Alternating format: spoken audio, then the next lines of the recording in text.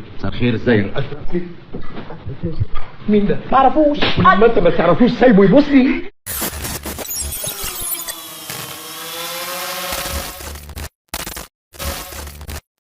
السلام عليكم ورحمة الله وبركاته. أهلا بكم من جديد في جوكر علوم. أنا محمد سعيد ودي حلقة جديدة في جوكر علوم. وخليني أقول لك إن ده أنسب وقت إن أنا أعمل حلقة عن البرد، لأن أنا حاليا عندي البرد. عيشوني شوية برد في عظمي هيموتوني. خلينا كده نبدأ بإثارة الجدل. البرد مش مرض أصلا. إيه؟ البرد مش مرض؟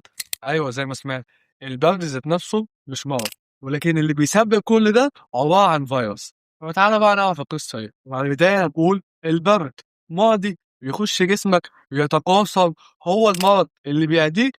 خلينا نقول لأ، هي مجرد باب بيفتح للفيروس اللي هو يخش. أعراض بتظهر عليك، ولكن مش المرض نفسه، ولكن المرض نفسه هو مرض فيروسي، ولكن مرض فيروسي بسيط جدا تقدر ان انت تتعافى منه وشوية علاجات وتعدي الدنيا. لكن البرد ملوش علاجات. كده احنا في حاجتين عايزين نعرفها: البرد ملوش علاج ازاي، والبرد ازاي مش مرض. فخلينا نبدأ بأول نقطة، إن البرد مش مرض. البرد عبارة عن إن بيجيلك زكام، رشح، عطس، كحة. كل دي أعراض بتدل على إن أنت عندك دور برد.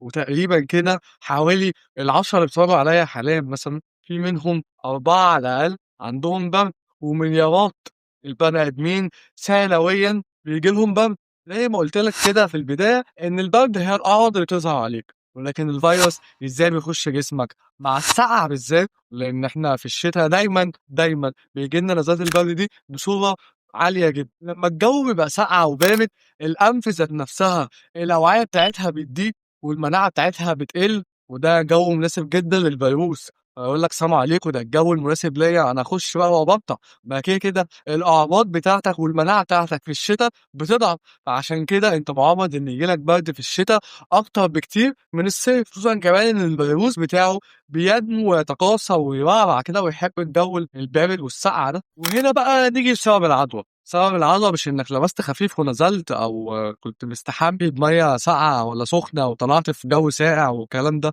مفيش الكلام ده خالص، ولكن ده بيبقى سبب اللي يجيلك برد.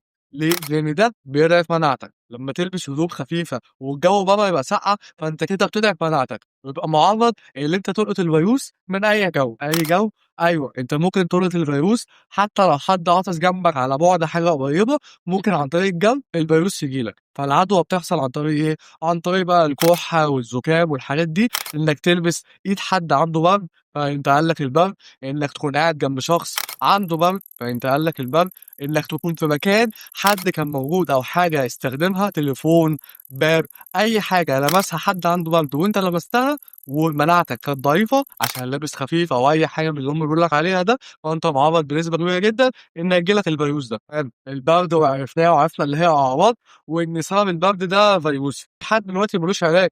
لا، ثانية واحدة، ليه علاج. أنا لما يكون عندي كحة، لما يكون عندي أي حاجة باخد له علاج.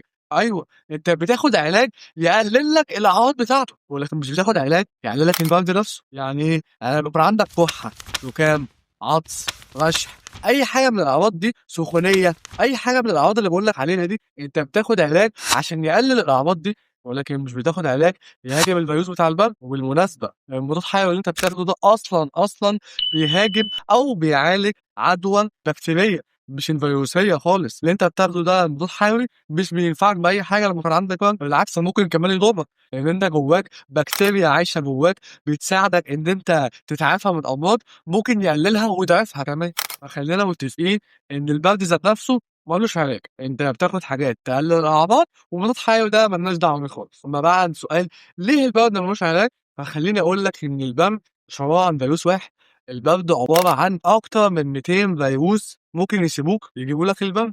ومن أشهر أنواع الفيروسات دي زي فيروس الأنف وفيروس التنفس والفيروس الإنفلونزا اللي أنت عارفه، دول أكتر فيروسات فيهم مشهورة، ولكن هم أكتر من 200 فيروس ممكن يسيبوك. فليه ما بيعملهمش علاج؟ خليني أقول لك إن العملية معقدة جدا.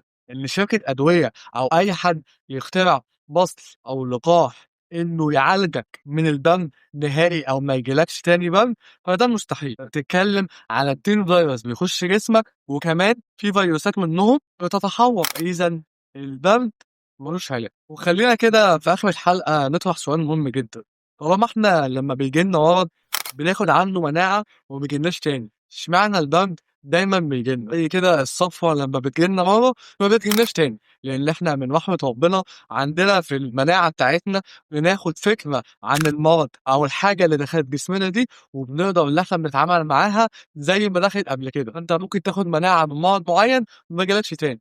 ليه بقى مش بناخد المناعة دي من البرد؟ خليني أقول لك اللي أنت كل يوم بتبقى معرض إن أنت هيجيلك برد من فيروس جديد غير اللي جالك قبل كده.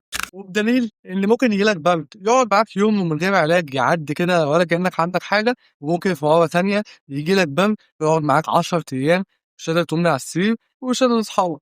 خليني أقول لك إن الحالة الأولى دي بيبقى بنسبة كبيرة جدا الفيروس ده جالك قبل كده، فالمناعة بتاعتك قدرت إنها تتعامل معاه وتضربه بكل سهولة. إنما في الحالة التانية اللي طول معاك، فالفيروس ده أول مرة يخش جسمك وكان صعب جدا المناعة تتعامل معاه، وأخد وقت كبير عقبال ما اتعاملت معاه. نهاية الحلقة متنساش تعمل لايك، تشترك في القناة لو مش مشترك،